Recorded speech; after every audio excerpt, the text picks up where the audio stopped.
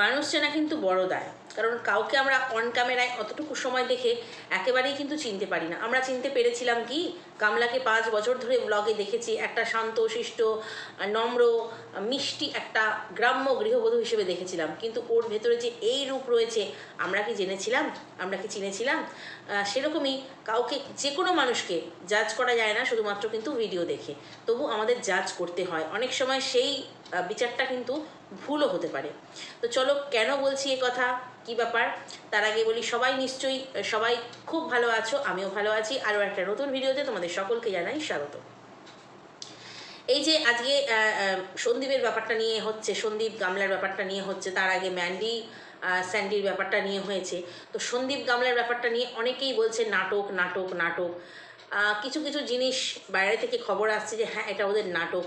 এমনকি ওর বাবা, কালকের ভিডিওতে আমি তোমাদেরকে বলেছিলাম, গামলার বাবা বলেছে যে বাড়িটা কমপ্লিট করার জন্য আমার মেয়ে আর জামাই হচ্ছে নাটক করছে, নাটক এখন শেষের পথে।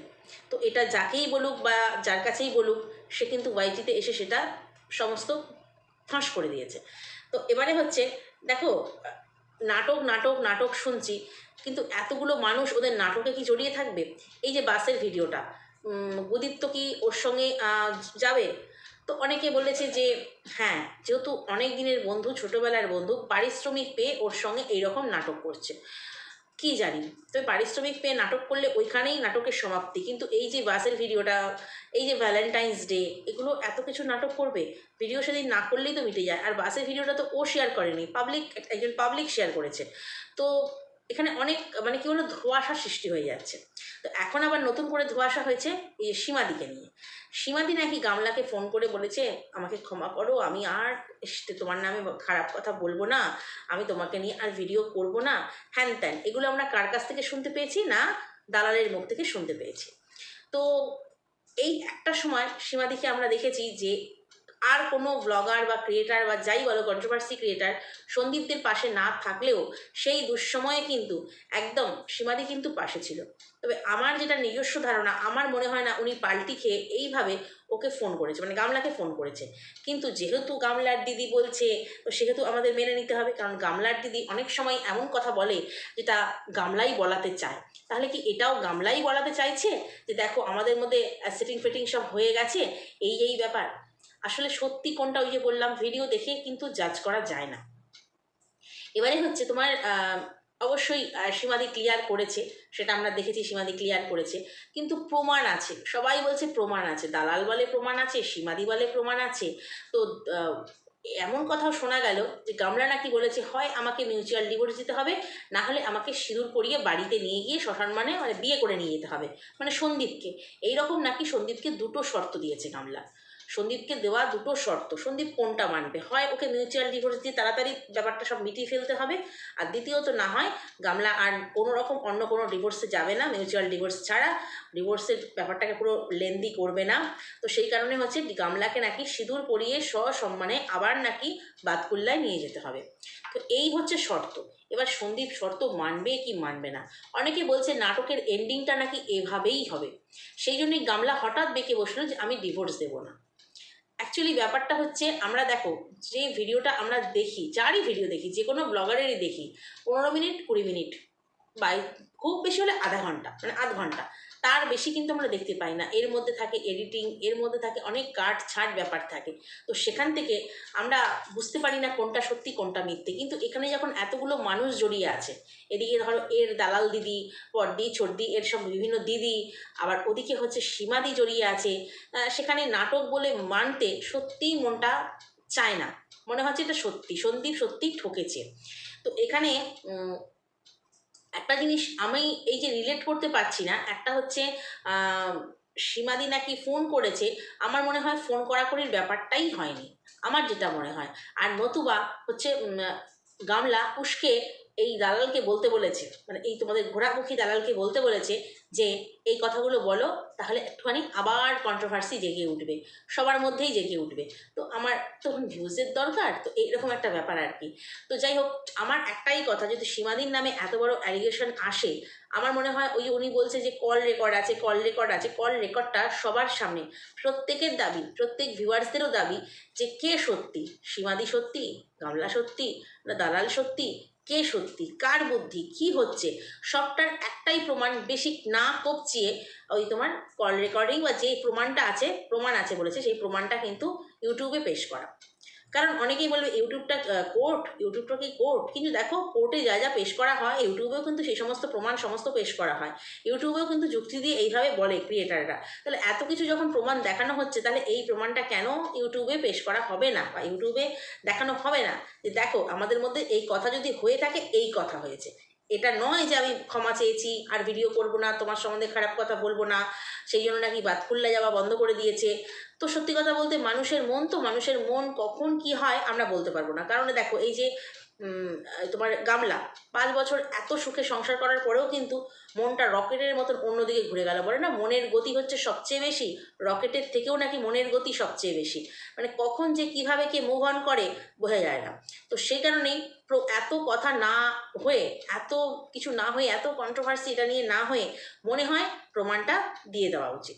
তো এবারে আসি হচ্ছে গামলার যে আগের দিনের ভিডিও ছিল, সেই ভিডিওতে গামলা যখন মানে খুব মানে কি বলবো গর্জে উঠেছে, ও বাবা সবাই একেবারে বাহ বাহ করেছে যে এতদিনে তুমি মুখ খুললে, এতদিনে তুমি এটা করলে, এতদিনে এবার এটা করো। তো ওকে অনেকেই রিভার্স স্ট্রাইক দেওয়ার কথা বলেছে সন্দীপকে। ও বলেছে এবার সব হবে, উত্তর দিয়েছে এবার সব হবে। তো যাই হোক, বলছে তুমি তাড়াতাড়ি ইউটিউবের কাছে সমস্ত প্রমাণ পেশ করো, মানে চ্যানেলগুলো কার নামে না নামে পেশ করো, চ্যানেলগুলো শিগগিরই ওর কাছ থেকে তুলে নাও, 3টে স্ট্রাইক দাও, নাহলে চ্যানেল উড়িয়ে দাও। এরকমভাবে ওকে অনেকেই সুপরামর্শ যাকে বলে সেটা ওর কমেন্ট বক্সে দেয় আর কি। অ্যাকচুয়ালি যারা জীবনে না নিজেরা ফ্রাস্ট্রেটেড, তারা এই ধরনের কথা বা কমেন্ট বলে আসে। আর কি সুন্দর গামলা সেগুলোতে লাভ রিয়াক্ট দেয় এবং উত্তর দেয়।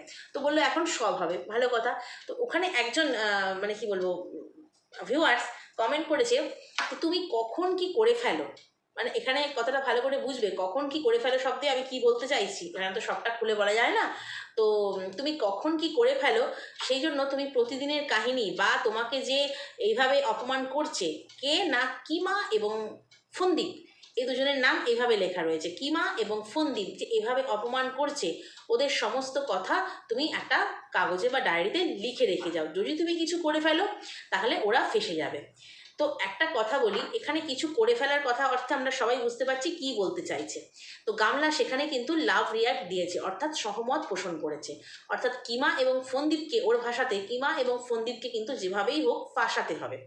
তো এই ফাঁসানোর জন্য যদি তুই এই প্ল্যান করিস যে আমি শেষ করে দেবো, তো মানে এই কথাগুলো তো আমরা ইউটিউবের রুলস অনুযায়ী খুলে খালে বলতে পারি না, তোমরা বুঝে নাও। তো শেষ করে দেবো, তাহলে কিন্তু বোকামিটা তুইই করবি। তবে হ্যাঁ, অবশ্যই গামলা কিন্তু কোথাও আমাদেরকে এই ধরনের হিন্টস বা এই ধরনের কথা কোনো দিনও বলেনি। এই ধরনের নেগেটিভ মানসিকতা ওর মধ্যে আমরা দেখিনি। কিন্তু কিছু ভিউয়ার্স আছে এই জিনিসগুলো বলে কিন্তু প্ররোচনা দিচ্ছে। এটা কিন্তু একটা ভীষণ বড় ক্রাইম।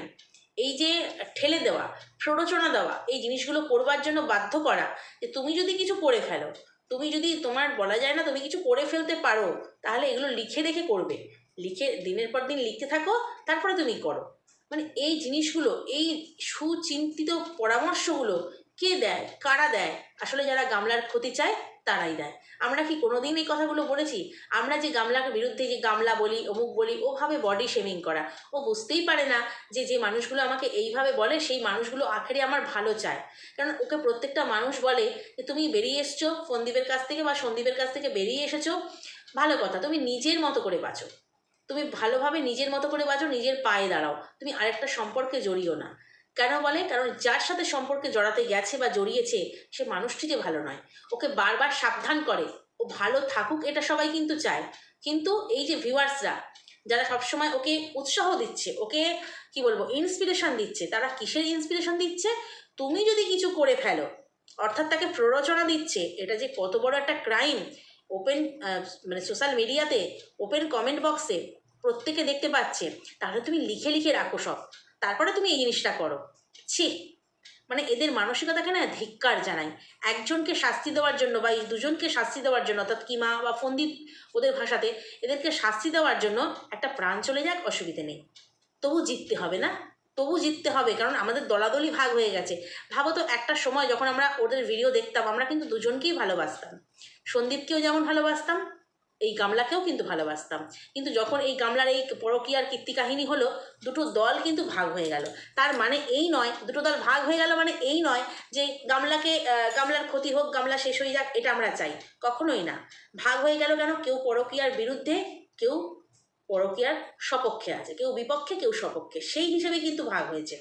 বাট গামলার জায়গাতেই যদি দেখো না, এই যে ম্যান্ডি চলে গিয়েছিল, কত রকমের কত ন্যাকামো করলো, আবার তো ফিরে এসছে। কিন্তু মানুষ যারা ওকে আজকে বাজে কমেন্ট করতো, যারা দেখতে পারতো না, জঘন্য ভাষায় গালাগাল করতো, তারাও কিন্তু আজ ভালোবাসে। অ্যাকচুয়ালি ব্যাপারটা হচ্ছে মানুষটাকে কিন্তু ঘৃণা করে না, মানুষটার কাজকর্মগুলোকে ঘৃণা করে। ঠিক সেই কারণে দুটো দলে ভাগ হয়ে যায়। কিন্তু সেখানে এই মানুষগুলো কি করে ওকে এই ধরনের প্ররোচনাগুলো দিতে পারে, এই ধরনের কথাগুলো বলতে পারে যে তুমি লিখে রেখে তবে তুমি নিজেকে সমাপ্ত করে দাও নিজের জীবনটা, তাহলে ওরা শাস্তি পাবে। ছি। আর এইটাতে কি করেই বা ও সহমত পোষণ করে সেটাই বুঝতে পারি না। আসলে কি বলতো, এই লড়াইয়ের খেলায় না এতটা মেতে উঠেছে, যেভাবেই হোক আমাকে জিততে হবে, যেভাবেই হোক আমার ইগোটাকে আমাকে বজায় রাখতে হবে, আমি কোনোভাবে মাথা নোয়াবো না, আমি কোনোভাবে ছোট হব না। এই যে জিনিসটা গামলার মধ্যে রয়েছে, যে আমি যেটা করেছি সেটা ঠিক, আমার পায়ে ধরে ক্ষমা চাইতে হবে, মানে সবসময় যে আমি সবার ওপরে থাকবো, এটা হাম বড় ভাব, সেই জিনিসটা ওর মধ্যে আছে বলেই ও কিন্তু নিজেকে শুধরাতে পারছে না, শুধরাবার চেষ্টাও করছে না। ও মনে করছে আমি যেটা করছি এটা একদম ঠিক করছি, এটা আমার একদম ঠিক ডিসিশন, এটার ওপরে কিছু হতে পারে না, এরকম একটা মনোভাব যার মধ্যে থাকে না, সে কোনো কিছু সঠিক কোনটা বেঠিক কোনটা কোনো কিছু বিচার করার ক্ষমতা কিন্তু তার মধ্যে থাকে না। শুধু নিজের আত্ম অহংকারে সে একদম, মানে কি বলবো, ওর মধ্যেই ডুবে থাকে, আর সেটাই হচ্ছে তার জীবনের কাল হয়ে দাঁড়ায়। তো যাই হোক, এখন হচ্ছে এই ধরনের ভিউয়ার্সরা ওকে বিভিন্ন বুদ্ধি পরামর্শ দিচ্ছে, চ্যানেলগুলো নিয়ে নাও, রিভার্স স্ট্রাইক দাও, 3টে স্ট্রাইক দিয়ে সন্দীপের চ্যানেল উড়িয়ে দাও, তুমি লিখে রেখে গিয়ে তোমার জীবনটা ফিনিশ করে দাও, তারপরে তোমার আরও অনেক কিছু ওকে গিয়ে কুপরামর্শ দিচ্ছে। আমরা এটাকে কুপরামর্শই বলবো, আমি তো অন্তত বলবো কুপরামর্শ দিচ্ছে কমেন্টে। এগুলো কোনো সুচিন্তক মানুষের কিন্তু হতে পারে না। কিন্তু সেগুলোকে গামলা কী করছে? সহমত পোষণ করছে। এবং এই যে লোকে নাচাচ্ছে, করো করো করো করো, এটা করো ওটা করো সেটা করো, করবার জন্যই আজ কিন্তু এই যে বসিরহাটে ছুটেছে, আমরা দেখলাম বসিরহাট ছুটেছে কাকে? বাবা মা বাপিকে নিয়ে, না কোর্টের কাজে নয়, অন্য কাজে গেছে। ওই আমার মনে হয় ওই লিগাল অ্যাডভাইজার, ওই যে ওর ছর্দির লিগাল অ্যাডভাইজার, তার সঙ্গে হয়তো কথাবার্তা বলতে গেছে। আর দ্বিতীয়ত, না হলে আমার যেটা মনে হয় ধারণা, দ্বিতীয়ত হচ্ছে ও মনে হয় ওই যারা ওর বিরুদ্ধে বলে, মানে ওর ভালোর জন্য বলে, আখেরে ভালো হবে সেই জন্য বলে, তাদের বিরুদ্ধে স্টেপ নিতে গেছে সাইবার ক্রাইম অফিসে। তো যাই হোক, কী করতে গেছে এখনো পর্যন্ত জানা যায়নি, যতক্ষণ না আমি ভিডিও শ্যুট করছি ও কোনো ভিডিও দেয়নি।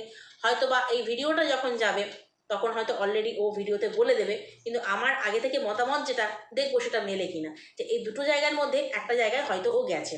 যতদূর সম্ভব লিগাল অ্যাডভাইজারের সঙ্গে দেখা করার জন্য নয়, হতে পারে এটা দুটো কারণের একটা, কিন্তু যতদূর মনে হচ্ছে ওই যে আগের দিনে বলা হলো না, কাউকে ছেড়ে কথা বলবে না, এইবার ঘুরে দাঁড়াবে, মানে অনেক, মানে একদম মানে কোথা থেকে একটা বিরাট শক্তি পেয়ে গেছে, স্ট্রাইক খাওয়ার পর একটা বিরাট শক্তি পেয়ে গেছে, সবার বিরুদ্ধে হচ্ছে ব্যবস্থা নেবে। তো সেই ব্যবস্থা নেওয়ার জন্যই মনে হয় সাইবার ক্রাইম অফিসে গিয়েছিল। কিন্তু আবার কেউ বলছে যে কেস করেছে ওই তোমার সীমাদির নামে, সীমাদি হাত জড়ো করেছে, ক্ষমা চেয়েছে, সে সমস্ত কেস ফেস গুটিয়ে নিতে গেছে। তো যাই হোক, যে কোনো কারণেই যাক, সেটা ও আগামী ব্লগে বলবে বলেছে, তবে কতটা সত্যি বলবে সেটা একটা ব্যাপার, কারণ ও মুখ খুললেই মিথ্যে কথা বলে, সেটা আমরা জানি। তো যাই হোক, তো চলো আজকের ভিডিওটা হচ্ছে এই পর্যন্তই। যারা ওকে সুন্দর সুন্দর পরামর্শ দিচ্ছ, সত্যিই সুন্দর পরামর্শ দাও, যাতে ওর জীবনটা গড়ে যায়। কোনো দলাদলি নয়, ফন্দীপকে কি বলবো, ফন্দীপকে ছোট করে একে বড় করবার জন্য একে এমন কিছু কুপরামর্শ দিও না যাতে ওর জীবনটা আরও অন্ধকারে ডুবে যায়, কারণ অলরেডিও অন্ধকারে পাকে নেমে পড়েছে, আরও যাতে ডুবে যায় সে চেষ্টা করো না। ভিউয়ার্সদের কাছে অনুরোধ, কারণ কিছু কিছু কমেন্ট এত সুন্দর আসে যে মানুষের মনটা পুরো পাল্টে দিতে পারে, আর কিছু কিছু কমেন্ট এমন করে যে মানুষের জেদটাকে আরও বাড়িয়ে দিতে পারে। তো সেটা যেন গামলার পক্ষে অনেক হানিকারক হবে, কারণ ওর এখন মাথার ঠিক নেই, ও এখন একটা অন্য দুনিয়ায় বাস করছে। ওকে ফিরিয়ে আনার জন্য, সেই দুনিয়ায় মানে থেকে সরিয়ে আনার জন্য, ওকে নিজে বাঁচুক, ভালোভাবে বাঁচুক, সেটার জন্য ওকে সুপরামর্শ দাও। কোনো চিন্তা থেকে, কোনো খারাপ মনোভাব থেকে খারাপ কমেন্ট করো না, যেটা সমাজের জন্য হানিকারক। এই ধরনের কমেন্ট বক্সে যেটা 5 জন দেখতে পাবে, সেটা কিন্তু একটা খারাপ প্রভাব ছড়ায়। তো চলো আজকের ভিডিওটা এই পর্যন্তই। নেক্সট ভিডিওতে তোমাদের সঙ্গে কথা বলবো। যদি কোথাও ভালো লাগে লাইক কমেন্ট শেয়ার সাবস্ক্রাইব করে দিও। টাটা।